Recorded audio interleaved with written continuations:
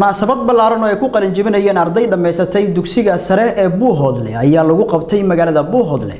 sida ay warkaasi mar kale inoogu soo dirtay wariyaha Najmo Maxamuud Salaad. munaasabad ballaaran ay ku qalin jebinayeen ardayda dhameysatay dugsiga sare ee Buuhoodle ayaa waxaa lagu qabtay magaalada Buuhoodle. ardaydan ayaa waxay dhan 15 arday munaasabadan ku qalin jebinayeen ardayda wax ka dhacay hoolka caalami ee magaalada Buuhoodle. ardaydan ayaa waxay dhan 15 arday munaasabadan ku qalin jebinayeen ardayda ayaa waxa ka soo qayb dhammaan bulshooyinka qaybaheeda kala duwan oo ugu horeeya gudoomiyaha magaalada Buuhoodle Cabdirasaaq Xasan Xaaji Xundub iyo gudoomiyaha waxbarashada magaalada Buuhoodle Cabdikariin Maxamed Cilmi. ugu horeyn halka waxa ka hadlay maamulaha iskuulka Maxamuud Cali Xasan oo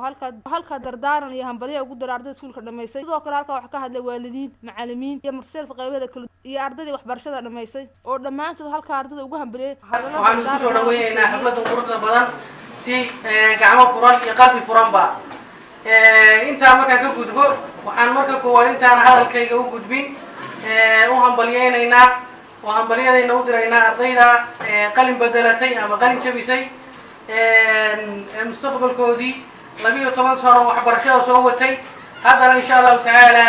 meel hal fiican ka gaadhay iyadoo aysan ahayn micnaheedu waxbarashadii way dhameeyeen laakiin meel fiican u marayso oo waxbarashadooda heerkii jaamacadda insha Allah taala inay u gudbaan aynu rajabisay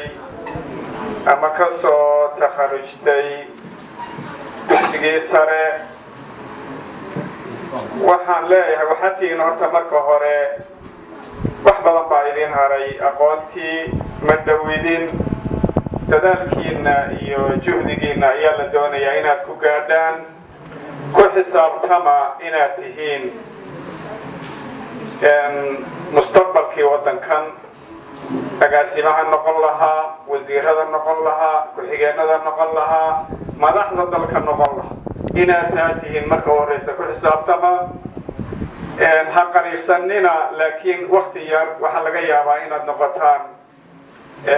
dadkii madaxda waddanka wax ka qaban lahaa marka u dadaala inaad aqoonteeda la timaadaan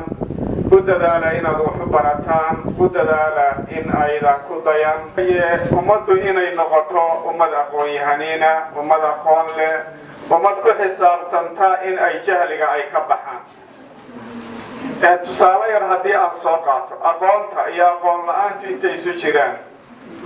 dowladdii Soomaaliya agab bay ka tagtay ka Buuhoodle marka loo eego waxa maanta u haya agabkii ilaa haddeer garan maayo marka laga reebo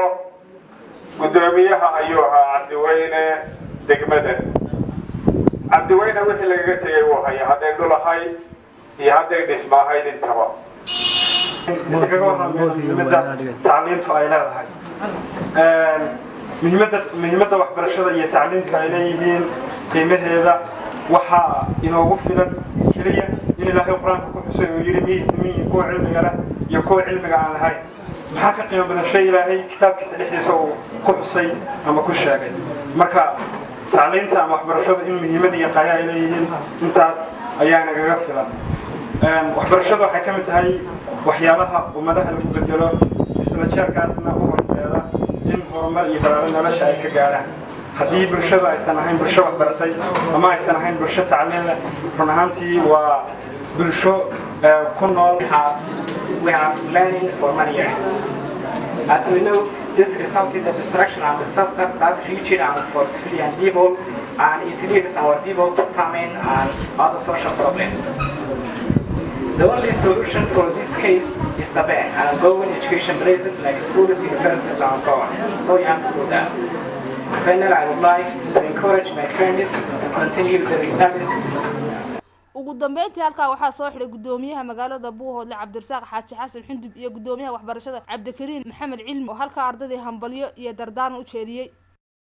markuu soo tiriyo waa shay maqaadiir gore aan maamul badriga qarsoon mid uma nasaafone waa maxay garan inay meeradan haystay haddaan laga banaa laga baashado horta waxbarashada Buuhoodle aan samaystay ana xaqaday maanta waxay markaa meeshan shanta arday bilow aan ka bilaabay maantana waxa weeye toddobaatan iyo 8 guri oo primary iyo 6 secondary iyo 7 maxad iyo inta badan waxa weeye jaamacadda marka ugu horeysa arday haddii loo caynkaasa gobol bayru nahay Buuhoodle la yiraahdaa waxaa la idinka baahanya oo aan dardaan idin faraya hal idinkaan dileeya halna mujtamaca buuqooda aqoonyahankaabaan leeya hal idinkaan dileedu maydaan qali jibina waad qali bedelateen bahashiina way hadhee aqoonta aad barateen waa inay noqon ganacsi waa inay noqon waa inay noqotaa mid taariikh reebta waa inay noqotaa mid dalku u aado waa mid noqotaa annagu inaan u ayno waa mid noqota inay hooyada u aydo hooyada kugu soo geli jira canjeerada iyo jawaabka yar iyo baxadka fadhida aabbuhu meelahaas iska marar inta badan waa inaad nasisaa oo guri u dhisaa oo u raaxaysaa oo guriga wax u dhisaa ay ka baxdaan hooye iyo wiilkeeda iyo gabadheeda jaacadka wada baxay bahasha dhulka korkaa laga bilaabo halka hoos laga soo bilaabi jiray hooyey waxbaro oo wiilkaaga waxbaro oo gabadhaada waxbaro waxaan iminka idiin sheegayaa أنا معلنت وأنا معلن أنا أولا دكسي قلت كل ده ضدك كسر شقية السلطة قلية